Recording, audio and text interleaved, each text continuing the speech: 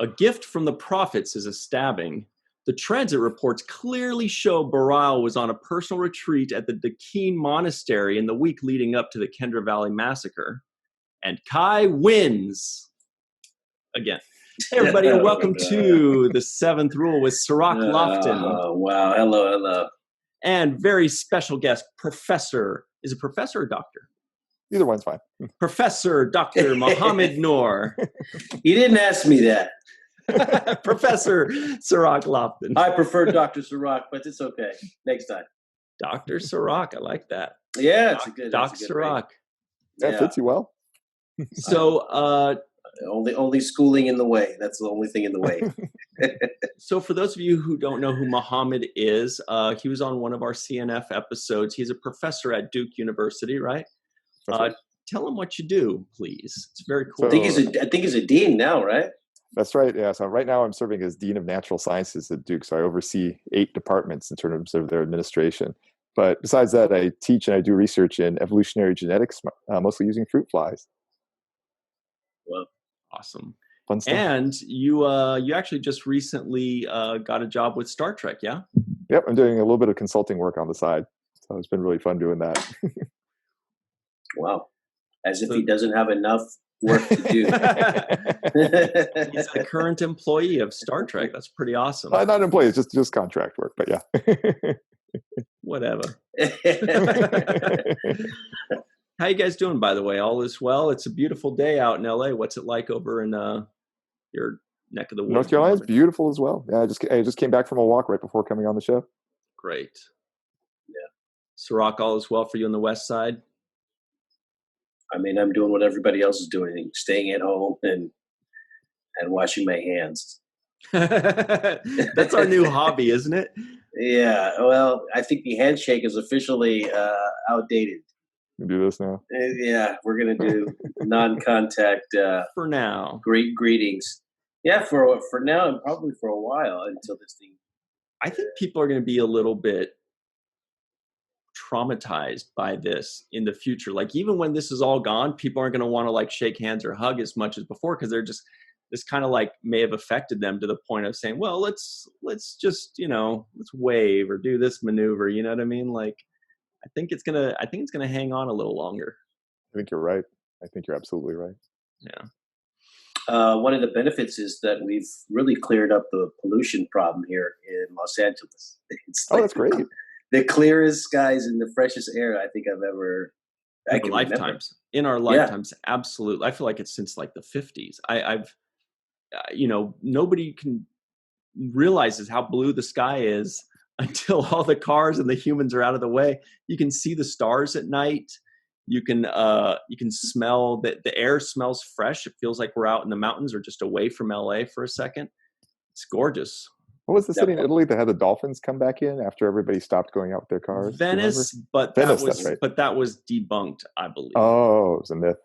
I haven't confirmed the debunk, but I didn't confirm the truth yet. So who knows? Okay. So it's either way right now.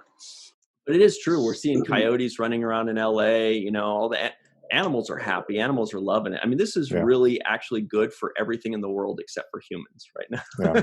Everybody's dogs love it. Their owners are home all day, all the time. They see a lot of dog walking too. Yeah. Mm-hmm.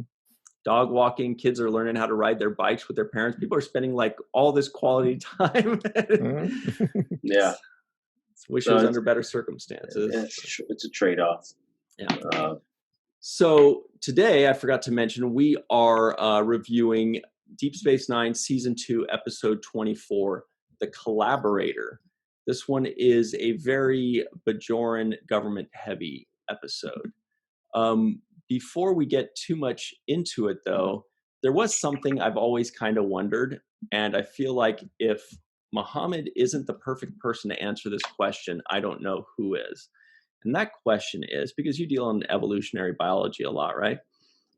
So whenever we see aliens, I know a lot of us can't help but think, how did they get to be like that? Is that just like, some random stupid leftover piece that they have, or was there some thought put into it?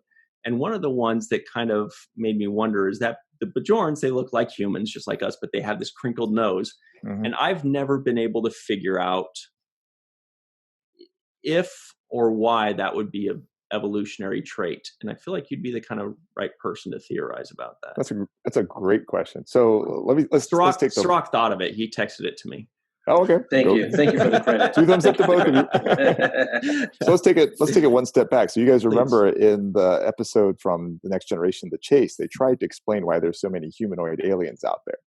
And their explanation in that episode was that like 4 billion years ago, people, this alien race had seeded all these different worlds with, some sort of precursor of life, and then life came about to look like it does today. That actually doesn't really work very well at all, because that assumes that over 4 billion years, even if you had exactly the same environment, even if everything was set up perfectly, it assumes there's no random events that wouldn't have led to having something that looks like a human. Which we know even on Earth, that was absolutely not true. Just as one example, the asteroid that knocked back the dinosaurs 65 million years ago, that was a very random event. And that's what allowed mammals to radiate. So that doesn't really work. The best explanation for why you see so many humanoids, and this will lead to your specific question, the best reason for why there's so many humanoids is actually something that was in an original series episode, the Paradise Syndrome. And what they suggested there is that an alien species came and picked up populations that were in danger of extinction and seeded them on other worlds. So in that one, they had picked up these Native Americans and dropped them someplace else. So that actually kind of works. So in that sense, what you could imagine to make the Bajorans work just in general is that somebody came to Earth maybe around the time, let's say like a couple 100,000 years ago, maybe like Homo erectus-ish, and some Neanderthals around, maybe picked up some proto-humans and then dropped them over on Bajor, with whatever it takes for them to live. Now, in terms of specifically the little nose crinkle, best explanation is it's random. I mean, there's so many random traits out there rather than earlobes. Yeah, exactly, something like that. So just over time, there was some mutation came up for that. There wasn't a problem with it. Maybe some women found it sexy, or some dudes did, or some dudes did. Yeah, either way, or both. I mean, yeah, that's right. And then just spread, or purely random, maybe without even the preference there. So that's probably the best explanation. Yeah. I was thinking of something else along the line of the base elements and how we have so many elements on the periodic table. And I'm thinking, so the whole universe is made out of these things, right? From what we understand. Yep. And so then that to me is the kind of commonality from one corner of one galaxy to the next. We start going to be dealing with hydrogen. We're going to be dealing with carbon. Oh yeah. Right. Absolutely right. That's right. Yeah, so I was just going to say that's right. And a couple times I feel like I recognize the idea that Star Trek did explore non-carbon based life forms. I can't remember which one. Maybe it was species 8472. No. Well, maybe that one. But the Horta was silicon based for sure in the original series. Right. But also the what's the thing that came and destroyed Data's planet? Or Dr. Soong's planet in Next Generation. Remember, it was also made of silicon. It was this giant silicon thing. I can't remember. Yeah, I don't remember what those were called. Yeah, the episode was called Silicon Avatar, but that wasn't the name of the organism. Okay. So I guess that's our answer for the crinkled nose. I was hoping there'd be something in there that but you're right, 4 billion years. There's no way that they would look like us, but with crinkly nose. There's no way. No. Okay. Yeah. So let's talk. I think some of those things we just suspend, right? Is that what we just exactly? A lot of those things. Again, there's that in canon episode. If you go back to Paradise Syndrome, that works. That maybe something came rather than 4 billion years ago. A couple, Oh, right, and seeded a couple 100,000 exactly other places around that makes sense as well. Yeah, and that also makes it so we're interfertile as well. Because we know that we were interfertile with Neanderthal, so at that point we'd be interfertile with Bajorans and Vulcans and whatever. Right. I did read somewhere recently that not just us and Neanderthals, but like others, that's right. I can't remember Homo habilis and maybe Homo erectus were something like that. Anyway, that's nerd talk. I love it. Yeah, me too. I get stuck on that. Everybody's going like, are you guys going to talk about this episode? Or are you guys just going to let's keep talking evolution instead. Opening books. Yeah. It's all relative, I think. We are all relatives. Yeah, but it's funny because just in the relations of the way things work. For example, this episode opens with a vision from the prophets, right? And I think he's visiting the orb. Mm-hmm. And when he opens the orb and you see the orb itself kind of looks like an hourglass. Mm-hmm. It has this hourglass type of shape to it. But it also reminded me of a crystal ball. I mean, we're so used to seeing crystal balls and people looking into them from the days of Merlin and whatever, but we're used to that imagery. But now we see this and it's similar. I mean, it's showing you a vision of the future. It's telling you some kind of cryptic message in it, right? Mm-hmm. So I'm just drawing parallels between things the same way we're doing here with different species, It's interesting how it connects to them too. Like with a crystal ball, you look into it and you see stuff. With this one, it creates a vision in your mind as opposed to actually in the ball or in the hourglass. Right. Right. So it's just one small thing that kind of jumped out at me. But getting into the episode, I really enjoy watching Nana play Kira, and this is another episode that affirms how wonderful and special I think she is. And one of the special things that I really enjoy watching her do is this switch that she makes from being a very feminine person to being really dominant and like an alpha. So she can be so soft and so sensual in her negligee and in these romantic scenes. And then she can be so tough where she she could be tougher than Sisko in a lot of cases. So it's just a great range of ability to play these different kinds of emotions. And sometimes the juxtaposition, like being in the negligee but stabbing him. right. Yeah, that's what I noticed. That's one of my favorite parts. We're a little quick skip ahead, but that's why I kind of threw that at the very beginning, where they said, it's a gift from the prophets. Ugh. Yeah. Thank you. There you go. Can I return it? But yeah, you're right, Cirroc, in that it almost seems like, except for in that case, where she goes home, she changes out of her work clothes, and she's a totally different person. Then she puts on her uniform and she flips that switch, and she's badass Kira Nerys again, Major Kira Nerys, that is. Yeah, I like the distinction between the two, how much range she shows. I think it's remarkable. Oh, by the way, I'm wearing red for Vedek Barile here. There's is that what that is? My Vedek Barile look. So for those of you that are just listening and not watching, just imagine that I'm pretty much basically cosplaying him perfectly right now.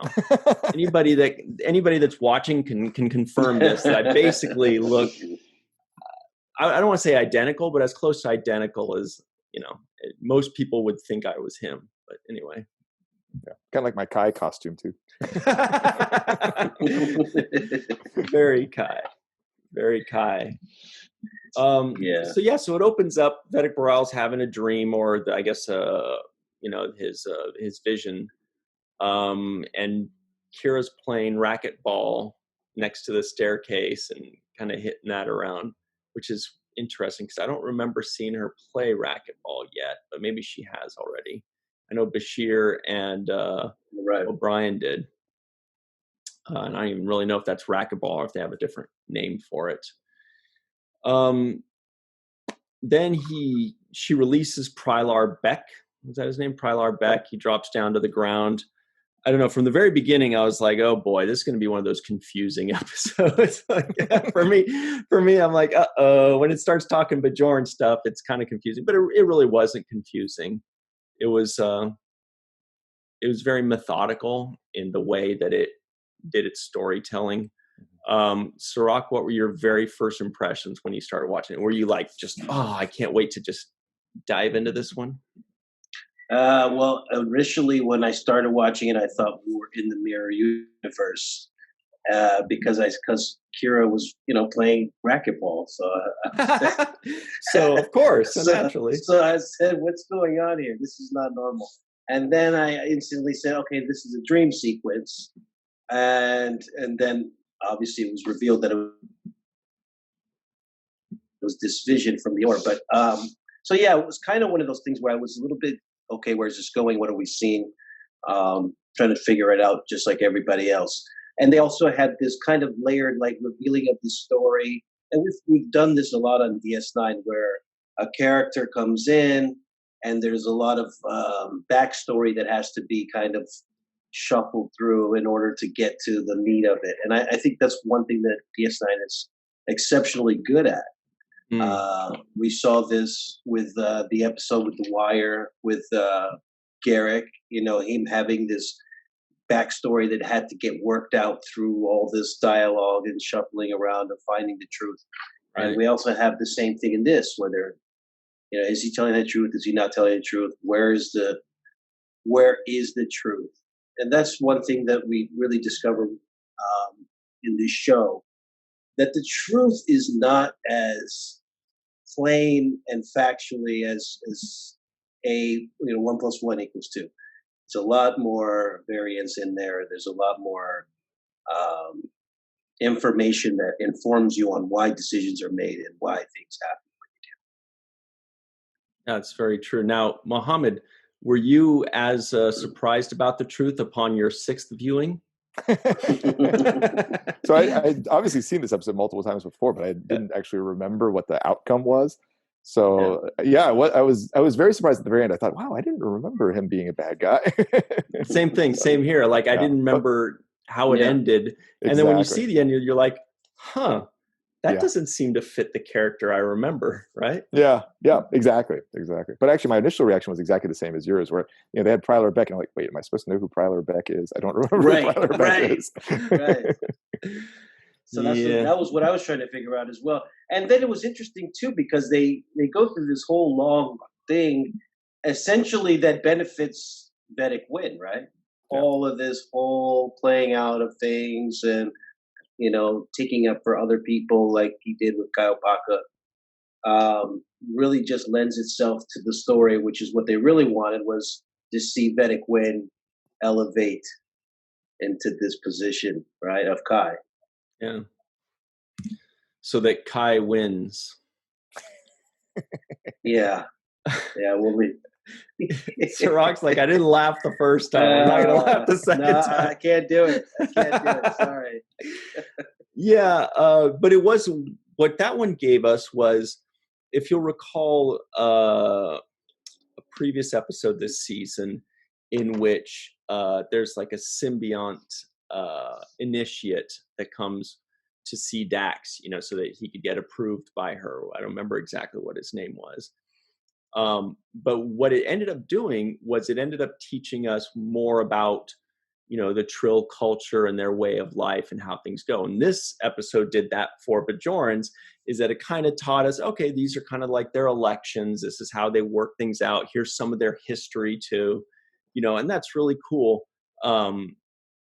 Just to kind of get, because then you get a little bit more in depth about Major Kira, knowing about her culture. And of course, we know that Bareil and Kai Winn, they end up coming back in subsequent episodes. So it gives us kind of like that foundation that we need. Mohamed, is there any part of the Bajoran lore that you just absolutely hate? I hate? Or you could say like instead. Yeah, I mean, I thought the prophets as aliens was very interesting, and having them not be like temporally steady, where they don't even understand the concept of time. I thought that was very interesting. It wasn't really shown in this episode at all, but I really thought that was cool in general. Yeah. Or understanding like this comes before that. What do you mean by before or after? They didn't even get that. Yeah. Right. Time. What is time? Yeah, and they do that a lot, like in later seasons too, where they're just like, we do not experience this time. Yeah. Huh. Now, is that because it's something that you wouldn't experience, Mama? Because you'd know better than us regular folks. That goes into the realm of physics. I'll defer to my colleague Dr. Aaron McDonald, who's also like consults for Star Trek. So that's our expertise there. Okay. Not a biology question. We'll save that question for her. Okay. We gotta save that question about time. How about this? How about this variation of that question, Mohamed? Sure. Is it possible for different species of life outside of like plants, bacteria, and viruses to experience time in a different way? Absolutely. I mean, just think about lifespans that we have just among species on Earth. I mean, they're radically different among different species. And it's quite possible, this is something I've brought up in just conversations with people. One thing that may happen at some point in time in the future, we may encounter life outside of Earth and not even recognize it's alive because it's either way too fast or way too slow. Where, maybe it's, it's doing metabolism and doing things like that, but it's doing it, over the time scale of millennia. Where, you look at it, it's like, it looks just like a rock or whatever. Or Iran, right. Yeah. Or the other way around, where, by the time we touch it, it's gone extinct. That's the fourth dimension, right? Time. Yeah, there you go. Exactly. Interesting. That is interesting. And you do expect us to see, find life outside of this planet eventually, right? Oh, yeah. Well, I mean, us find it is a different question than whether it exists. I'm sure it exists. Whether we'll find it, I don't know. Yeah, that I think it's more important to find intelligent life, though. I know that we'll find life. I think we will find life. I think if we haven't already. And they're just going to fly right past us then if they feel the same. That's a good one. Sorry, I thought there was more to your story. I totally interrupted it for a joke, and that just. Thanks a lot, Ryan. You know me, I jump on the jokes no matter what. So one thing about the episode, though, this was true in that opening scene. It's interesting looking at what the prophets were showing Bareil, that like they kept on inferring that he was going to die. And it's like, that's such an extreme view of you're not going to be Kai, like you're going to be dead. Like, well, it's not that bad. You don't get to be king of this planet. It's not the end of the world. Yeah. It was a little bit extreme in that regard. Maybe it's kind of like the hanged man in tarot readings. Like people say, oh my God, the hanged man or death, the death card. Yeah. I'm going to fucking die. And they're like, no, it just means like you're going to change jobs or you're going to stop reading this book that you don't like. It just means things are going to end. So maybe it's get your number 2 choice of job. Oh.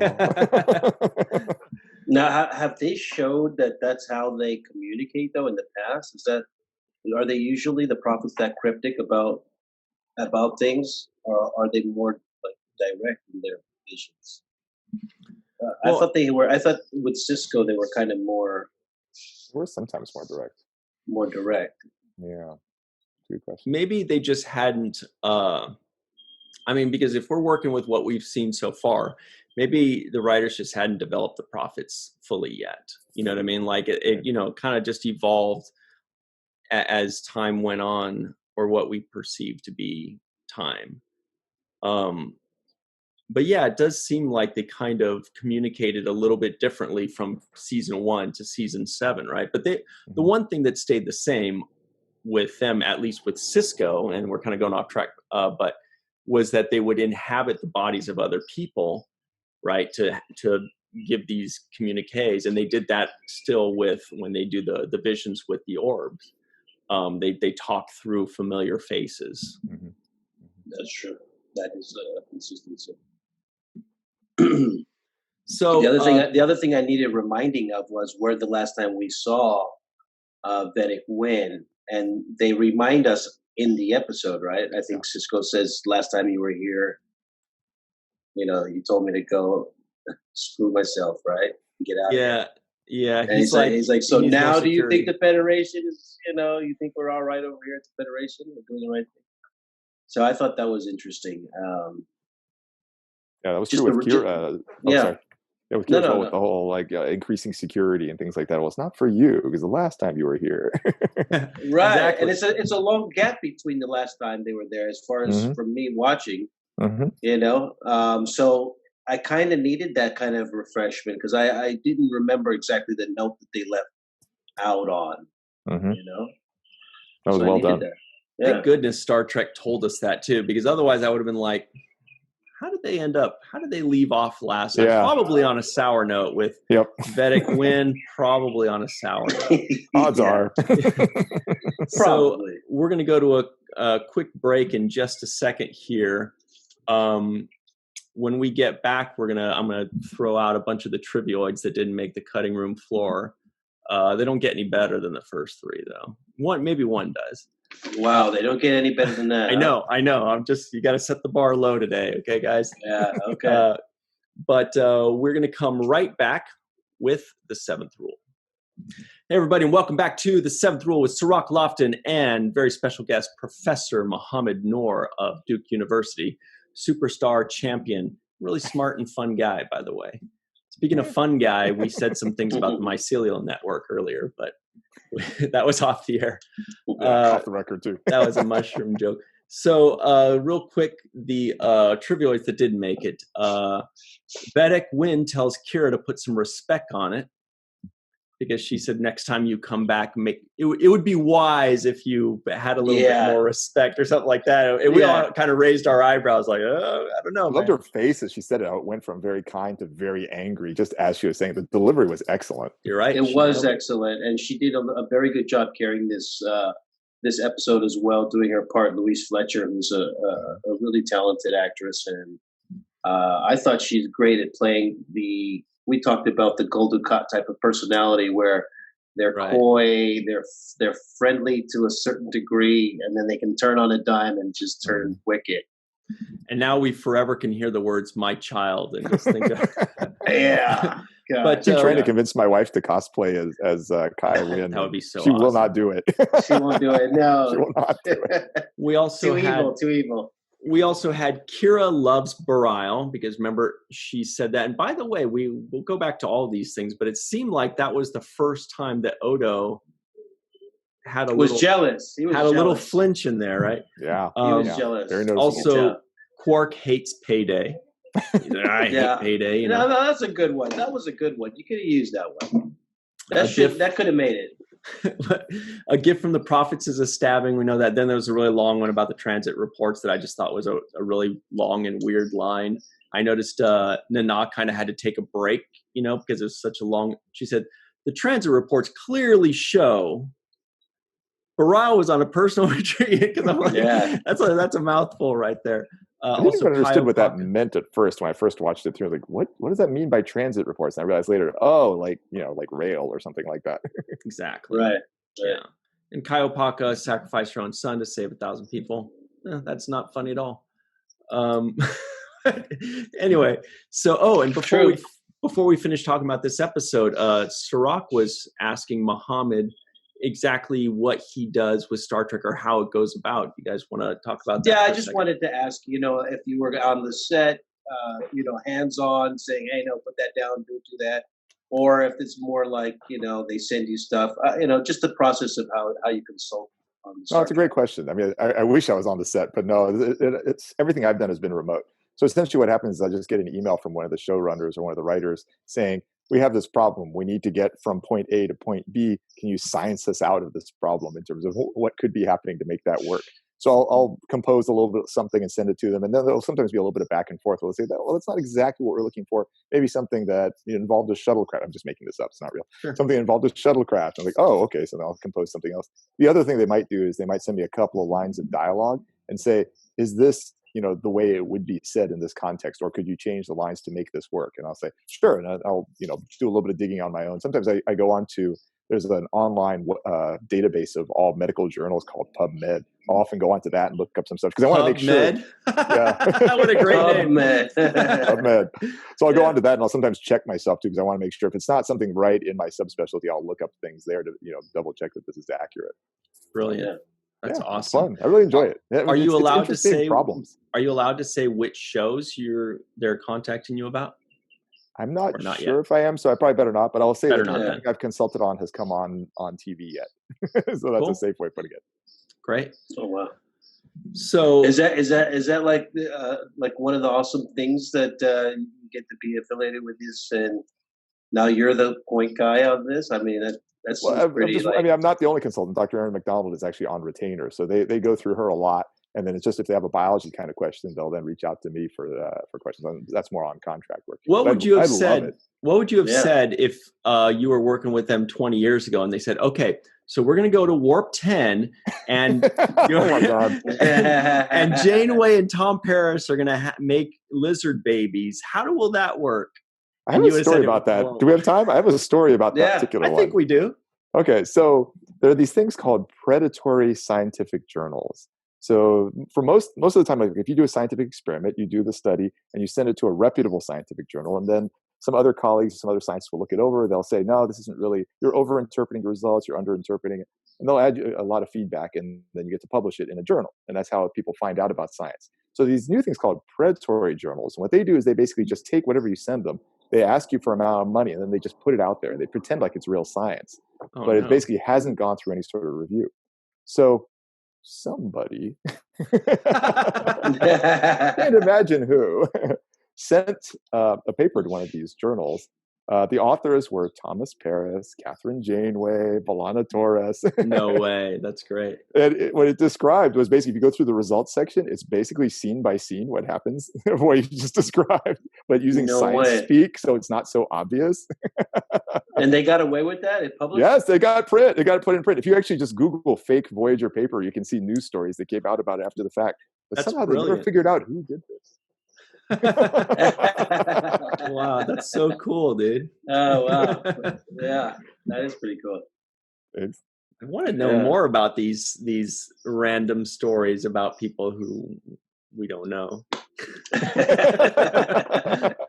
But I guess we'll finish up on this episode and talk a little bit more after. So where did we leave off? Pretty much still at the beginning. we get sidetracked a lot. Yeah, we've been bumping around a little bit here and there. Sorry about that. No, not at all. That's why we have you on, man. By the way, Mohamed Noor is an amazing person. If you guys can't tell from this video, offline he's even more fun to be around. He's great, even though he's on the East Coast. So, who knows if he's really like that in person? Even though in person, maybe he's not, I guess, but you seem it. Definitely a wealth of knowledge that we're blessed to have and be able to pick from. Kind of pick your brain on some of these things. Let's talk about Secretary Kubis. Kubis? Was that his name? Yeah. So Odo arrests him. Baral has another prophecy dream or vision quest or something. Then this is where I kind of got a little confused. That's probably just okay. If the smart guy says ditto, I feel a lot better. But then Odo's visiting Kubis in the brig, and then Kira pops in. It was a little reminiscent of Duet, if you guys remember Duet, which was just unbelievably good, and of course carried by Nana again. And in Duet, there was a great villain. In this one, there's also a great villain, Kai Winn or Vedek Winn, but she's not like so much the main one. There are like 2 or 3 of them. It could be Baral a little bit. It could be this Kubis guy. I don't know. Did you guys get any major takeaways from those scenes around the brig or Cirroc? Did you draw any pictures? No, I did draw pictures, mostly of a noose and Vedek Winn's hat. I like those. Let's see the hat. Well, because I think that the hat looks like the Sydney Opera House. Right. Oh yeah. As soon as you held up the picture, I was like, "Whoa, it does look like the Opera House." Yeah. Yeah. So I was like, "Oh wow, look at they got the hat that looks like the Opera House." I wasn't blown away with Secretary Kubis's performance. He didn't have a big role in either, but wasn't blown away by it. Some of it was like pulling teeth to get that information out from me. But I thought that Kira did a great job of like glossing that over with her, strong, powerful eyes. I actually wrote down about her eyes, because strong eyes, because she's got these eyes that are like piercing, and she's basically judging you. She's the judge and jury when she's laser focusing on your eye, with her eyes. Right. So what you're saying is she's got hungry eyes. Yeah, that's what I was saying. But no, I did like the scenes with Quark in it. I thought that he provided just a little bit of comic relief that I liked. Him paying out that girl, 10, 11, will you take 12? You're right. That's great. And it's important in a episode that's going to be otherwise consistently serious throughout. There's not going to be any comedy.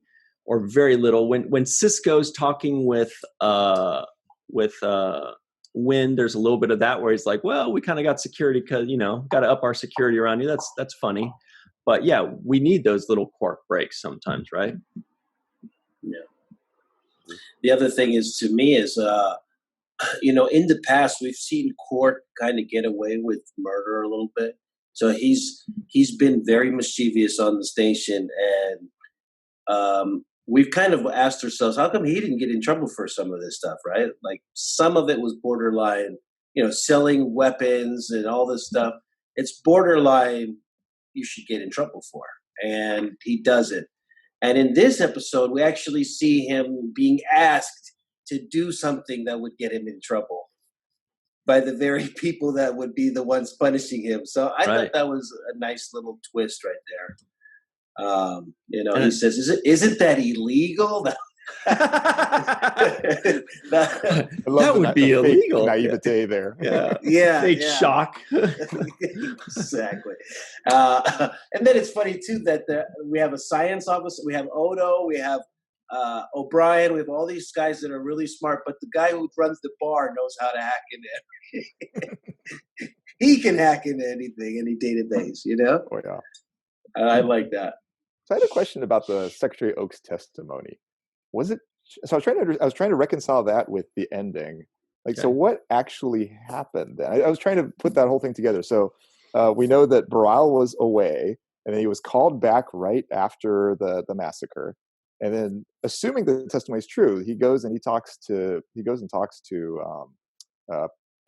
what's his name? Pryler Beck. Beck, yeah. Yeah, he goes and talks to Pryler Beck. So does he try to convince Beck to commit suicide? Because presumably Beck knows it was Opaka because he was told by Opaka to do it. So I'm not sure what exactly was supposed to be happening. The thing with Beck, because they said he committed suicide, right? I don't remember if there was any point where they changed that, where they said no. Somebody killed him to shut him up or something like that, and or exactly what it was. So I guess we have to just assume that he killed himself out of guilt or something. I don't know. I was a little lost there. Yeah, I didn't quite understand after the resolution. So, like, what actually happened, or was Kubas lying or exaggerating? I couldn't quite put the whole story together at the end. Because we got the point. The point was that Opaka did it, and she did it for the right reasons, I guess. And Baral protected her, and still protects her memory for probably also good reasons, and he's taken the fall for her and all that. But you're right, where Beck comes in, I'm not especially the connection of Beck to Baral. I don't quite understand what that interaction was then. Cirroc. Yeah, it doesn't make sense. Why would he go visit him and then this suicide thing happened? Yeah, it doesn't connect well. And that's what I was saying. They use a lot of this stuff to get to that final place. You talk about going from point A to point B, and sometimes they got to fill it with science. Sometimes they fill it with story. Mm-hmm. But that's why I mentioned earlier, I felt like the final destination was getting Vedek Winn into Kai and turning her into the Kai, right? Mm-hmm. So they're like, how do we go about this process of showing Vedek Winn becoming the next Kai? Mm-hmm. But she's devious and not everybody likes her, so how would she possibly win? And we have to come up with this series of elaborate storytelling to kind of get her from this point A to point B. Yeah. And that's where, like you say, I'm lost in some of that. Why this happened, why that happened. Yeah. And my best guess was that maybe Pryler Beck actually wanted to out Opaka, and Baral chewed him out and said, "You absolutely can't do that." I mean, that's my best guess, but it's just a guess. I mean, that was never put in there. That would have been a nice piece of the story if Baral at the very end had said that, Pryler Beck really wanted to say it, but then a final explanation where, like at the end of a lot of movies where there are episodes where they're like, I would have gotten away if it weren't for you meddling kids. And this is what I did. And this is why. Yeah. And they give you that last little 20 seconds where you go, oh, okay. It all Exactly. This had that, but it was a little bit too short. Maybe they were just trying to fit the 45-minute time frame, but it was a little bit too short. You know who will know the answer? Well, we missed the part why he would kill himself. I think that's the part, right? Yeah. So in the free-for-all, I'm going to pose this question to Dr. Marie Segal, because she's pretty good with Bajoran stuff. And and I think she's the one that puts a 10 on IMDb for all the Bajoran episodes. Because me, I always check. I check IMDb. This one got a 7.1, by the way. There are a lot of 10s though, but more 7s than anything else, of course. I think she's going to have the answer to the question. And if she doesn't, then I guess we'll just have to move on with life. And we can make up a difference. Oh, sorry. Make something up. We can make up a different story and say Bareil stabbed Prowler Beck and then put him up there. Yeah. That'd be a really much more dramatic. We can make something up. And that was my other thing. I thought that the visions were implying that there was a guilt that Bareil had for this death, right? I feel like he was assuming the guilt, and so why would he assume the guilt of it if he wasn't responsible for it? Maybe just for not for outing her, I guess. But I mean, there's an obvious reason not to out her. So yeah, maybe. Yeah. So unless they're saying I almost had something, but I was like, never mind. Well, they could be saying that Kyle Paka killed him, and he wasn't really she got rid of him because he knew the truth or knew something. Or somebody did, yeah. Or she had somebody. The Bajoran Section 31. Right. Commodore O style. Yeah. Secretly working for somebody else. So then we had. Oh, go ahead. I'm sorry. No, just I thought you were done. I was just going to go back to kind of fill in the edges there. But if you had more to say. No, there was a line that Vedek Winn. No. You'll have to help me who says this, but it was in extreme situations, even the best of you. Right. It was Odo. That was Odo's line. Yeah. That's a really good line. Yeah. It was. Yeah. I was thinking that kind of makes us think of what's going on right now in the world today, because we're not in extreme situations, overall, but we're kind of going in that direction, and we're going to see how humanity as a whole and how people individually, they react to this, because how anybody can be nice and can be cool and can be compassionate under great circumstances. And one of our previous episodes said something about that. What was it, Cirroc, where they said like in utopia we can all be nice, or we can all be nice people in utopia or something like that. Right. But yeah, it's when the shit hits the fan, who's still being a cool person, who's still making the right decision. Not buying the toilet paper for it. Yeah, who's hoarding all the toilet paper? That's what we really want to know. Chief O'Brien did a fragmental retinal scan. Is that something that sounded pretty realistic? No, I mean, you can have a retinal scan. You can have some sort of view of your retina to look at the patterns, but that fragmental part, I think they just made up the word to fill it in. Yeah. Now, with everybody, eye has a fingerprint type to it, right? I mean, where it is recognized, you'd be able to be recognized by your eye, right? Mm-hmm. Like no two eyes are the same. Yep, mine are. For the most zoom part. Way in.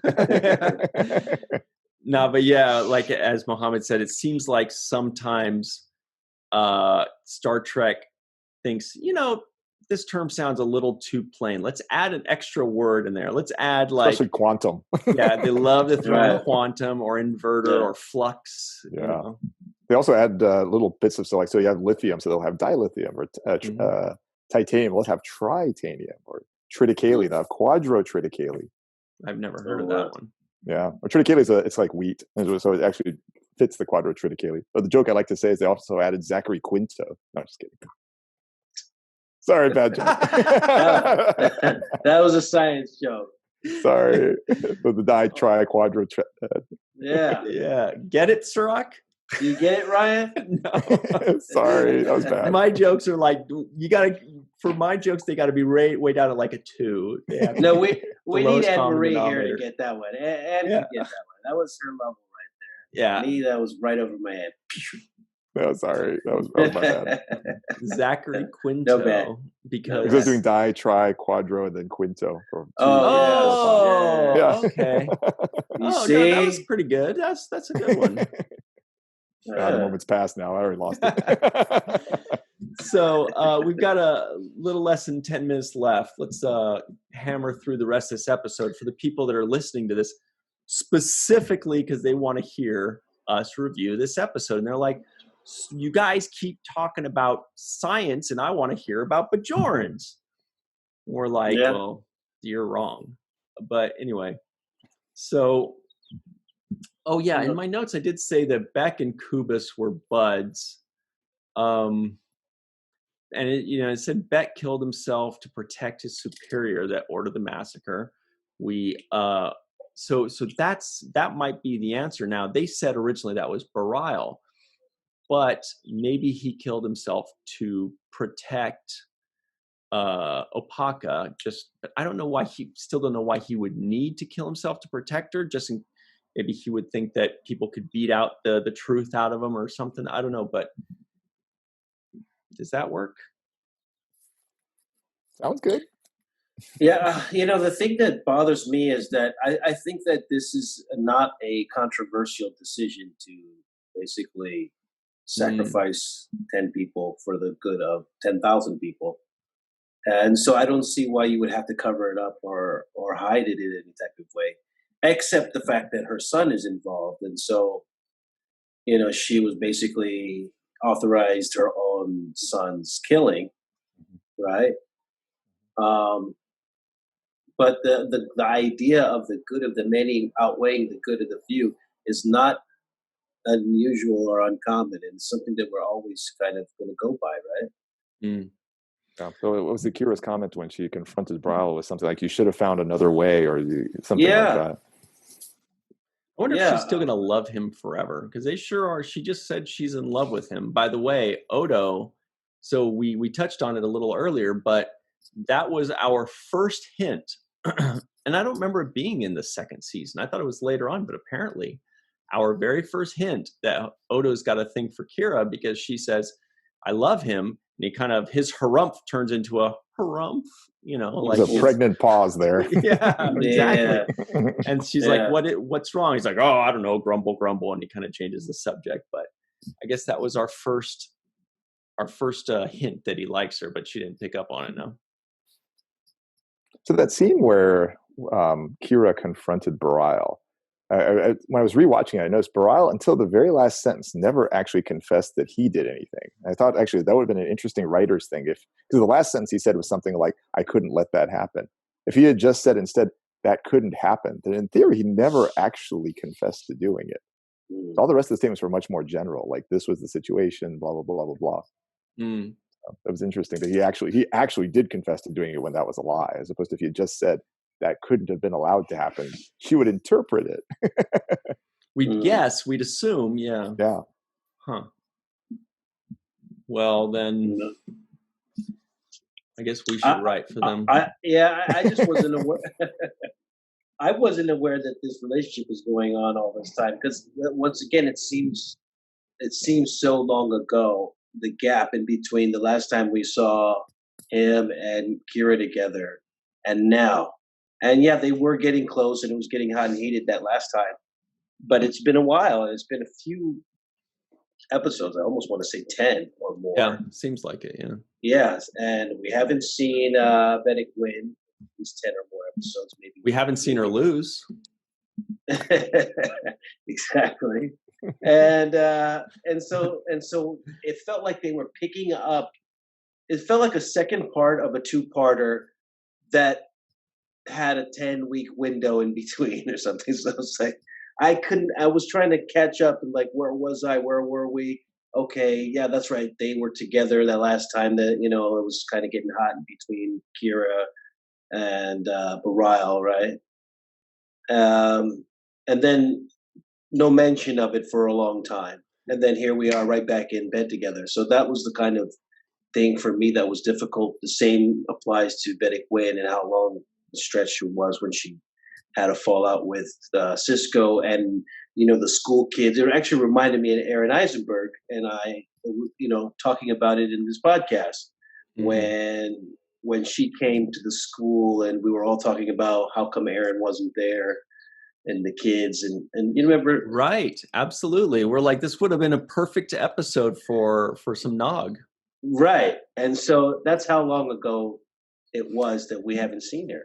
Yeah, I'm looking. It looks like Shadow Play was the last one with him. That was 8 or so episodes ago, when Bareil unexpectedly visits. So yeah, that was 2 months ago for us, at least. And then for the Vedek Winn episode, that was even longer, farther back. Right. I mean, her appearance, I think. Yeah, with the school children, you're right. With the school It was the children. end of season 1, wasn't it? I think It was the end of season 1, yeah. Yeah. So it's been a long time. So I had to do a lot of catching up in my own head, like, okay, that's right. Last time she was here, school kids protesting them, teaching about the wormhole. Yeah. That was a long time ago. So we've only got a couple minutes left, but what do you guys think of Kai Winn in general? Louise Fletcher, is she nailing this or what? Oh yeah, I think she's fantastic. She's such a great villain. Yeah. They're doing that here and the new Picard show. We talked about Meryl's sister. Yeah. And how she was trying to play this same kind of, trying to make somebody hate you is not an easy thing to do. Especially when you're doing it as strategically as Louise Fletcher is doing it in this particular performance. She's very strategic. She knows the power of each person, so she recognizes, okay, Sisko, you have a lot of power. You can affect things. You can change things. She knows that Kira has a lot of power, and the way she co-opts people in her plan, the way she gets them, like she basically manipulates Kira into investigating this whole thing for the benefit of her own election. Mm-hmm. Yeah. Mm-hmm. And Sisko is smart because he picks up on it right away. Like, no, I'm not going out and making an announcement with you because that would be perceived as an election interference or an endorsement. It looked like I'm trying to, get you elected. And Sisko right away is like, I'm not playing into that. But Kira is more like, because she has this love interest, because it's somebody that she loves and you see this thing, she's like, she takes the hook. And you can see how Vedek Winn plays her so beautifully in these moments here. That I enjoy. No, it's very insightful. You're right. She knows what people want, and she goes in for that and makes them do her thing. It makes her do her bidding. She never loses her cool, which makes us hate her more. She's always acts like she's just so above it all and so great and so magnanimous, and we're just like, you're so full of shit. It's what the prophets wanted. Yeah, the prophets chose you. The paw is strong with you, my child. Yeah, that kind of stuff. So very we're just convincing. Just about out of time here. We do want to thank Professor Mohamed Noor for gracing us with his presence and always making us look awesome. For having you. You guys are awesome. I love watching the show, even when I'm not on it. Thank you. We love having you. Well, you are on it. For those of you just listening in and can't see, he's got the medical bay behind him. Is that what that is, right? Yep, from Voyager, I think. Yep. Awesome. That's perfect. Yeah. Cirroc's like, I don't recognize that one bit. I have never seen it before. There's no holographic doctor. Yeah. But thank you so much for joining us. We do want to say a very special thank you also to Rex A. Wood, Dennis Koch, Homer Frizzell, Eve England, Kat R. King, Yvette Blackmon, and Dr. Marie Segal. Special thanks to Mohamed Noor, of course, for being awesome. And for those of you at home, always remember the 7th rule. Nope. Hey, everybody, and welcome to the 7th Rule Free-for-All with Cirroc Lofton. Mohamed Noor has stuck around with us because we forced him to. And Commander Homer Frizzell, Rex A. Wood, Dr. Marie Segal, and Heather Jordan. Thank you all for jumping in and joining with us. And Mohamed, as usual, of course, thank you so much for sticking around. Before we get to anything, though, we had a question specifically for Marie Segal, who is our resident Bajoran expert. She's wearing her Vedek clothing like I am. We're both Vedeks. Vedek colored. I don't know. We'll see who wins the next election. Oh, good. No spoilers. Nice. Yeah. Spoiler alert. Mohamed or Cirroc, do you want to ask Marie the question? Because I feel like I almost forgot it already. It was about what the conversation was between Pryler, Beck, and And the guy and Bareil. So here's the question, Anne-Marie. Why did Prylar Beck end up killing himself? Yeah. And did it have anything to do with the conversation with Bareil or just not at all? Okay, wait. So Professor Prylar Beck's the one who was trying to gain admittance back onto Bajor, right? No, that was Kubus Oak. Oh, you're talking about the one who during the occupation killed Yeah, himself. exactly. I just assumed that he didn't really have a way out, and it was to spare himself from being tortured by the Cardassians. To get the information out. Well, he didn't have a way out. So you're asking why? Well, I assume he killed himself because he didn't. Otherwise, the Cardassians would take him and torture him for information. And I kind of looked at his meeting with Vedek Bareil as sort of like he wanted to do some good for his people or his Bajorians before he did the inevitable. You don't want to be caught by Cardassians and tortured for information. But didn't he give the information to the Cardassians? Isn't that why he was? I'm assuming he didn't give it all. I And see. probably then, my guess is then he had a meeting with Vedek Bareil to kind of ease his conscience. That was sort of the gestalt I had from the conversation. I don't know. Seems fair. Poignant. Yeah. Also, Heather Jordan has her Vulcan eyebrows on today, right? I do. I tried. That's amazing. They're kind of hard to see. Close up. There they go. Oh yeah. Amazing. Yeah, and here's a fun fact: I didn't even shave my real eyebrows; they're just invisible. So you just draw them out, yeah. Yeah, I have to draw them on every time, anyways, or else I'd just be bald right here. Huh. Okay. That's a problem too. Get your Vulcan eyebrows next week, Rex. I know. I'm like, as a brunette, I never have that issue.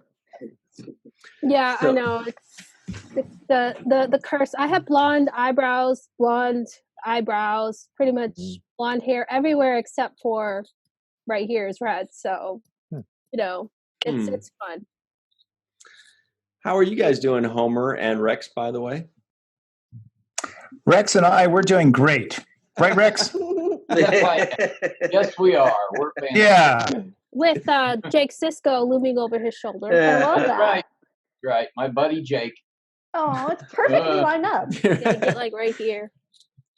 Yeah, everybody listening in, Rex A. Wood has, NaNoWriMo behind him too, but he's got Cirroc Lofton, a.k.a. Jake Sisko, kind of whispering in his ear. Yeah, one of my favorite outfits, actually. That was one of the... That one was a cool outfit. That's a good look. Nice, cool After they got rid of the one piece for you.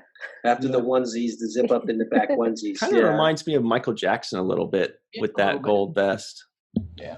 And did Michael Jackson try and look like Jake? I get that all the time. I'd probably wear it. I'd be okay with it. That looks like it might be one of the older Jake Siskos. Like later in the show, because he looks a little more mature than babyface Jake. Yeah, he's a writer now. He's getting paid writer money now. Oh, okay, that's what. Well, he has nicer clothes. He has real nice clothes. He can afford. I've been shopping at Garrick's. Nice. So who do you guys? Here's a question for you, since we're on a Bajoran kick today and every day, really. We can't get enough Bajorans. If you were to have one character be changed from a human or a Klingon or a Cardassian into a Bajoran, who do you think would be the best fit or the funniest fit? And you can't say Dukat because we've already seen that. So we're going to go ahead and start with, I guess, Heather Jordan. How did I know? It was the eyebrows, wasn't it?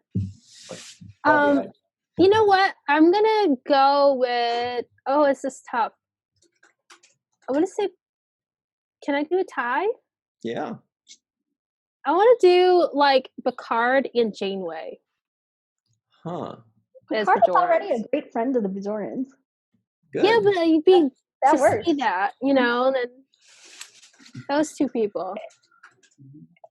What was the question? I feel like we have Mohamed captive because he's traveling at warp and he can't transfer away.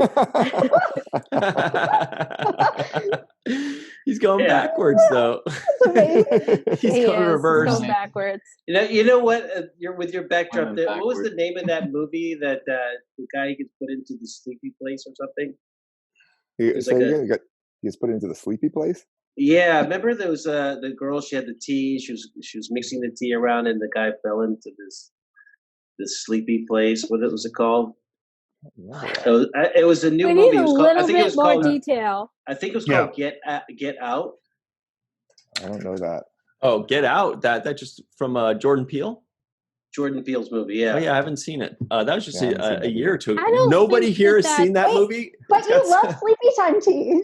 Yeah. It's great tea. It is great tea. I don't think that was Get Out. I think isn't Get Out the one where they're like in the house and there's like a bad guy somewhere. I don't think I mean yeah, I don't know. Like the one about him falling somebody being trapped in a sleepy land. I mean, like, is it horror? It's a horror, yeah. Yeah. It's a horror movie. Yeah. So you guys aren't gonna, no matter how hard you try, you're not gonna escape this Bjorn question. I got one. So okay, cool. Yeah, you Taurus. Wait, before Homer talks, we need to introduce his T-shirt also. That was Mohamed that was answering. Oh, sorry. I'm like, yeah, we both have great hairstyles. Sure. No, it highlighted Homer on my computer. Okay, so I'm going to put myself on mute then. What were you saying, Mohamed? Belana Taurus. She could easily be a Bajoran. Yes. She's like Maquis, which I always wanted to know more about her Bajoran sympathies. Great answer. Thank you. Yeah, you're right. She's Maquis. That's true. That's a good point. Which was really interesting since she's half Klingon. I always wanted, like, for some reason in 7 years, they never really talk about exactly why she joined. Just that, like, she didn't like Starfleet that much. Would she still be half Klingon is the question? Oh. Oh. Yeah, which half of her? Mind blown. Yeah. This is like that Bajoran Klingon. Ooh. Well, but that would be some interesting ridges there. Yeah. Oh, that is true. I love that. I'm not sure what that would do. Has Star Trek established that these races can interbreed? I don't get Bajoran and Klingon. Actually, in Voyager, they say that like the Klingon genes are always dominant for generations to come, even if they intermarry. Yeah. It's almost the exact quote. Yeah, it's the one drop rule, right? Yeah. Well, the one drop. My guess is would be like very like pronounced ridges. Yeah. Well, but we don't have the Bajoran ones are dominant. And humans can. Yeah, I know. I was just thinking that. Right, and in Enterprise, they covered that a little bit of between Vulcans and humans or something, right? Well, because Spock is half human, so if we can we've got Klingon and human and Vulcan human. Deanna's Betazoid human. Oh, is she? Oh, okay. Yeah. So I would say that they can. I mean, I don't know if we've ever established. Well, Romulans are no, there was actually Sayla, and also that guy on the TNG episode who was like 1/4 exactly. Romulan. Was in the drumhead. Well, Romulans are basically Vulcans. Yes, so. Tarsus. Genetics talk. Fun. I think it was Ensign Tarsus. Oh. I don't know if we haven't established what are the blue guys. I cannot remember. Andorians, Bolians. Yeah, Andorians. We haven't established if they can. So. Oh yeah, will they be like light blue? Yeah. That's amazing. Oh yeah. Maybe like purple. Short antennae. I'd like to see a mix of an Andorian and a tiny little things. Oh, and Dorian and Frankie, that would be really fun. Yes. Oh man, that'd be confusing. Ew. Love it. I know Ferengis have married human women or humanish women, but have they ever interbred? A Ferengi has married a Bajoran. Yes, we love that. So have they? Yeah, Shrek. Shrek was half Bajoran. There you go. Yeah, I think he was something. He was the right coloring. Yeah, he was a mix of something. Doran. There you go. He's Andoran mixed with something. Orion, Ferengi. to be green. Oh, right. Yeah. And Orion. And Dorian mixed with Orion. No. Mm-hmm. That would do it. So, what do you think, Homer? Who would you like to see as a Bajoran? Morn. That's fun. Morn. Do you think that he would hit the spring line really hard? That was a good one there, Homer. Yeah, I would like to see more of the Bajoran bar culture. We have received like nothing of that, and I think this would give us a lot of insight into them. Yes. Yeah. Do you think Bajorans even have bars? Yes. 'Cause they're always drinking spring wine unless it's like their version of Lent where they can't go to the bar. Huh. Well, I guess Rex A. Wood, what do you think? Riker. That's Riker. Okay. Which one? Which one? Yeah, I was going to say Thomas or... Evil. Or Kyle, his dad. I would think that he would have to calm down his activities with women a little bit. Activities? Yes, his activities with women. I don't know, though. Like, there's that one... Religious. But I could see see what him he's as a saying. guy. Interesting. Well, that one time Could you Ducat see him says as that a guy, Shakar, though? Yeah. Yeah. Could you see him as a Kai because he would have all those followers? I'll vote for him. Yeah. And he would always have to, do the Riker maneuver over the chair. So Kai Riker. Kai or Riker. Yeah. No, or would it be Kai? I think he'd make a great Kai, actually. Yeah, you do. Kai Riker will. Get the followers. They might be all women, but they would have the followers. Got my vote already. Yeah. So, Cirroc, so the question is, what character would you like to see be a Bajoran instead of whatever race they are? Oh, that's easy for me. It's Wayun. Oh, amazing. Oh, I like it. Shit. I like it. Yeah, how about that? Huh? That's great. Good You choice. never thought I was going to pick that. It's my guess. I love Wayun, Wayun. Yeah. Plus we don't. And he has and he has a little bit of that Vedek Winn in him. He totally does. That condescending but butt kissing at the same time. Yeah. That's great. Yeah. Give Vedek Winn a run for her money. Yeah. Can't stand a condescending butt kisser. They're just awful. Sorry about that. Listen, child. Listen, My child. Yeah. My child. So I'm going to go out of the box. I know Anne-Marie thinks I'm going to say something from Enterprise, so I'm specifically not going to say someone from Enterprise, just so I'm You less can do a tie. It's okay. And I'm going to go with Kirk, Captain Kirk. Oh. I thought about So that he could ruin the Bajoran culture completely by acting like a a total douche. It's from the Enterprise. Exactly. Huh? So Can is we he get it? still Can we get an technically from the impersonation? Enterprise? I don't think I can do Yeah, a do Kirk a Kirk. impression. I think Homer can. That I've seen Homer do his impression of Kirk. Homer's like, what? Oh, wow. I don't think you have. Oh, that's pretty good. That's pretty good. No, I wasn't trying. I wasn't. What about you? What about you, Rex? Can you do it? Come on, Rex. I just do the Shatner from the Twilight Zone. I'm sorry. Okay. There's something on the wing. There's something on That's the wing. good. That's good. Oh, sure. Good. That's it. That's pretty damn close. Can someone do Kirk from Priceline? Oh, wow. That's a low blow, Heather. What? He's on Priceline. I can do Kirk from the Promise margarine commercials. Okay. Ooh, there you go. Promise. You just gotta say promise. Oh, That's okay. it. You always at the end of it, promise. Wow, You know, for me, who was it? I knew somebody a few years ago that saw Kirk and she was like, oh, that's the guy from the Priceline commercials or something. And it kind of blew my mind that I was like, wow, That's who you know. to a certain generation, a Yeah. younger generation, he's just the guy from the Priceline commercial. Wow, good for him getting more work beyond just those commercials, you know. Well, if Great you've job. ever watched the episode of Saturday Night Live where they do the last Star Trek, where they're actually bringing the producers on and the producers cancel the show, you'll see Elliot Gould plays one of the producers, and he walks by Belushi, who's playing Shatner at that point, and says at the end, he goes, "Oh, by the way, Shatner, somebody from the margarine company called you." And it was that's the whole Promise thing too, because that was his next gig when he got off of Star Trek, was he started doing the Promise commercials. So yeah. Got it. Yeah. So we just have a few more minutes before we got to run real quick. But before we go, my answer. Oh, I thought we got your answer. I was going to say Q. Oh. I would like to see a very flamboyant, crazy Bajoran. Yeah. Right. And Because they're all boom, kind the of Cardassians don't exist anymore. Yeah. That's a good one. Also, he could do a lot of good. Mm-hmm. So I was just going to say, look, for the next couple minutes, we open it up.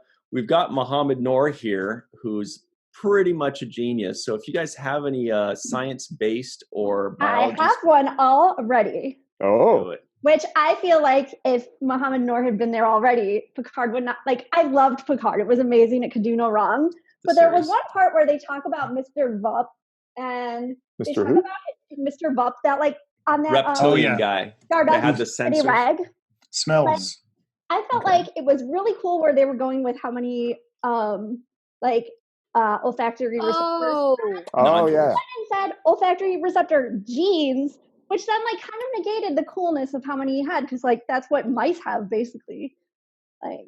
So it's interesting. So for a lot of species, actually, there's like almost a 1-to-1 in terms of like number of olfactory receptor genes and number of. That's what I was saying. Like yeah. So actually, that does work in terms of some. Yeah, I mean, it's not exactly 1-to-1, but there's definitely a tie that as you have more of those olfactory receptor genes, you can actually potentially have more ligands bind to it and more combinations of things. So yeah, that's decent.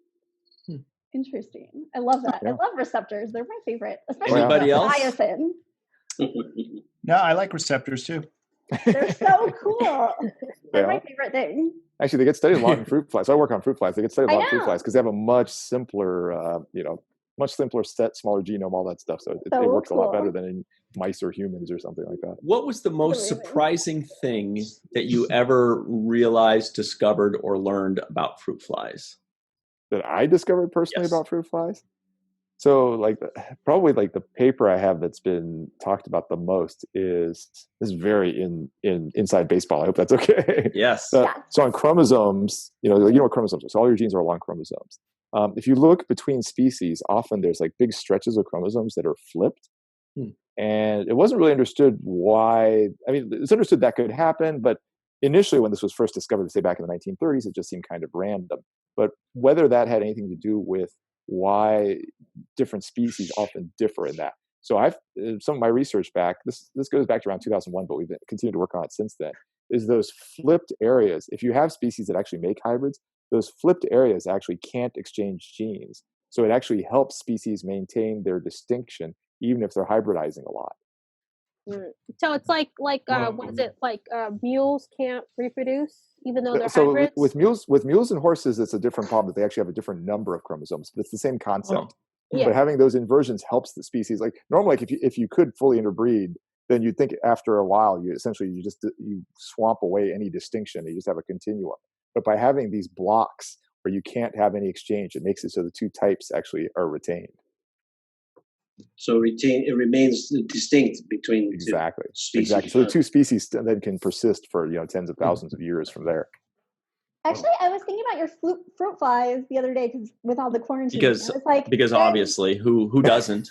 Well, no. I've definitely been thinking about them a lot. Oh, they're so interesting because their new generations come so fast. Yeah. So, do you then have to start over again once you can go back into the lab? That's a great question. So there is an educational exemption to the stay-at-home order, and if you have critical research that will fall apart because of it, you're allowed to still go in to work. So my lab manager and the lab technician both have still been going to work, but for very limited hours, just to keep those fly cultures alive. But some of my grad students literally brought their flies home, so they have them in their kitchens and bottles.